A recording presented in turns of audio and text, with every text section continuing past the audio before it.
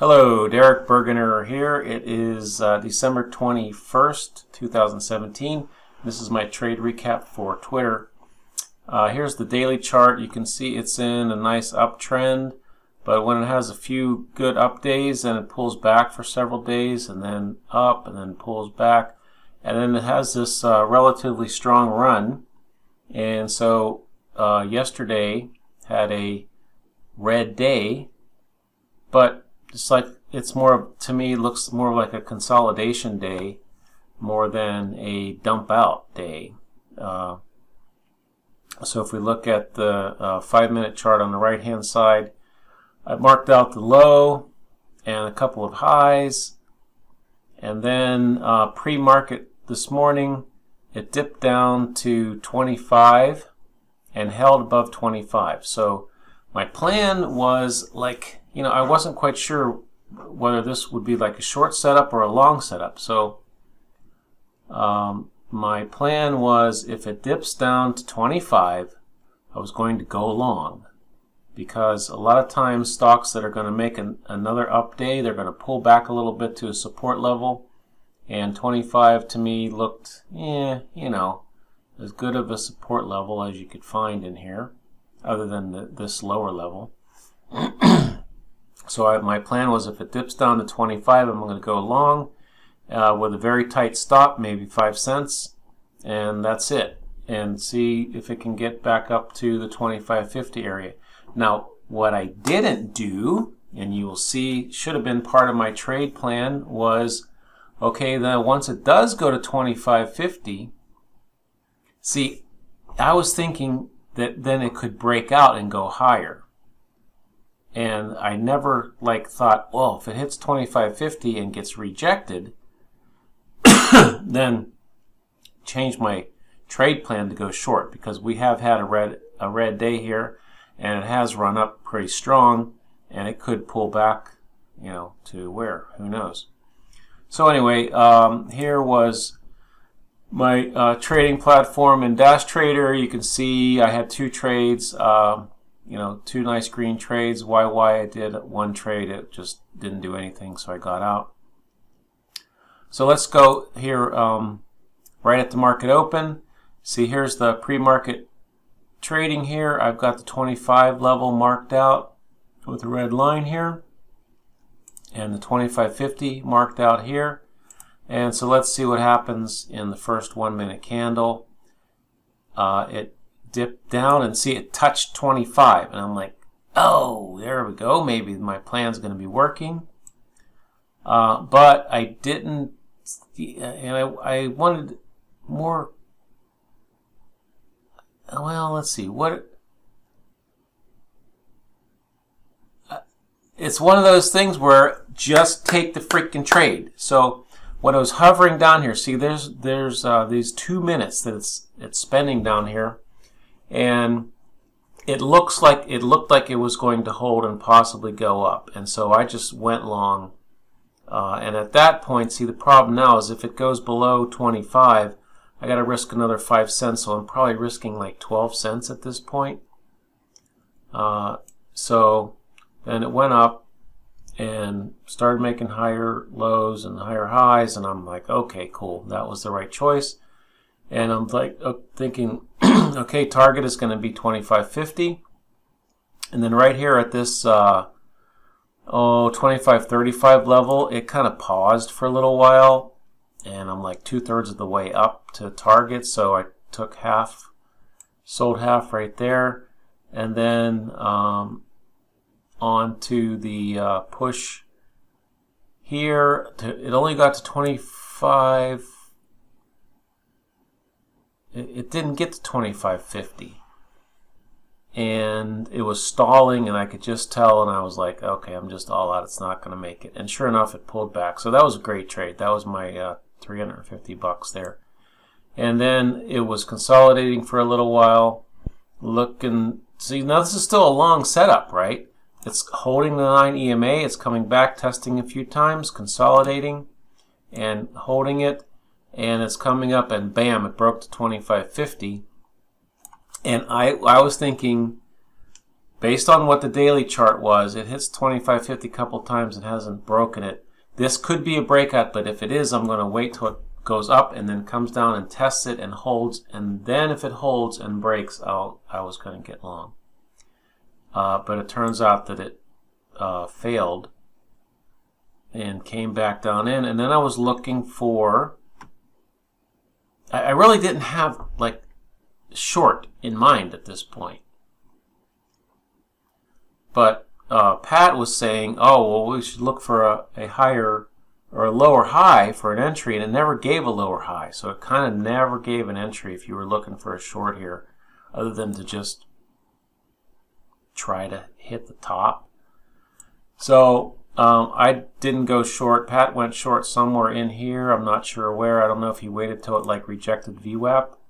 That would have been a good short, or maybe when it went under the 90 MA here or under the 20 MA. You know, those might have been decent places to get in, but probably this rejection of VWAP there. But I wasn't short at all. I was just watching it, just watching. Now down here at the bottom, this is the stuff I have to stop doing. I went short right at the bottom. This is a double bottom.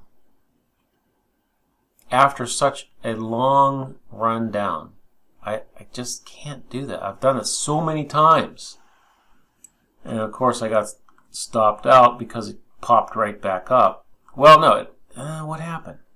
No, it went down, okay, it went down a little bit below and then it popped back up, and I got out because I saw this, let's see, here, this line right here. If you draw that line, see that upper trend line? See how it broke above that? And I'm like, nope, I'm done.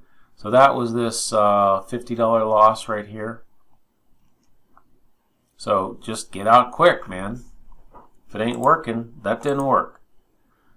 So I waited some more, came up, and like this could have been a rally to VWAP. So I was waiting to see what happened here, and it failed, and it came back down, and it's testing the 25 again. And see how it dipped below? See it dipped below 25 right there? And I'm like, okay, well, is this a high or low? Is this going to go back up to VWAP? I don't know. And I decided to give it a try, but I wasn't going to make the same stupid mistake here. I waited until it popped up just a little bit, at least to the 90 MA. See, right there. And I got short right there. And that was probably dumb because this was making a higher low.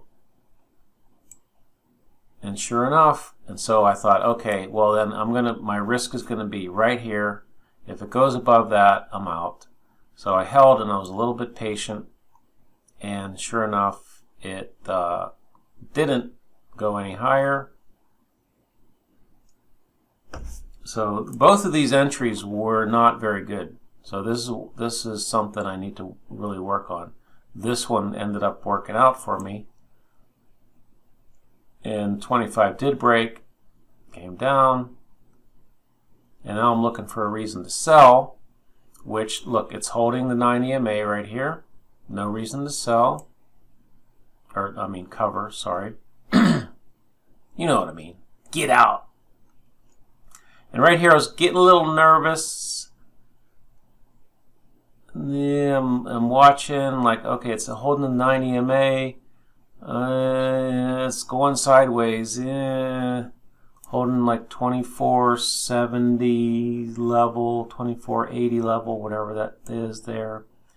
And then boom, okay, it broke. But see, look how it never went over the 90 MA. That's what I was looking for.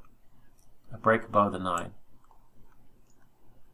And now I'm watching even more. And if you looked on the other chart I had up, you know, this 2460s, 2470 level had some support there. Yeah, what was that? Was 2469. So call it 2470. So I was kind of watching that level, 2470. Yeah, we're right at it. It's like right there.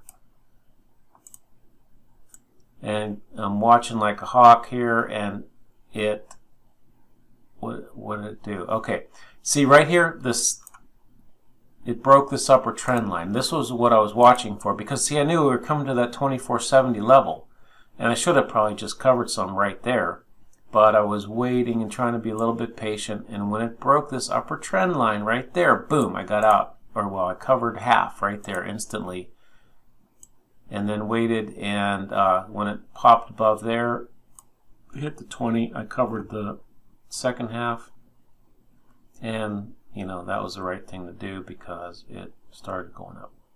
So that was my Twitter trade. One thing I should mention really quick here is in Dash Trader, I went back to trading paper because I was not doing well on trading live money, and I needed to just reset, regroup. One nice thing about Dash Trader, see here's my margin, my demo account here in the bottom. You see it tracks commissions as if these were real trades. See, there's my 10 tickets for the day. There's my realized P&L. There's my net P&L. It tracks commissions. I would have gotten charged $44.90 in commissions, SEC fees, NASDAQ fees. You know, so you can see there's my real account.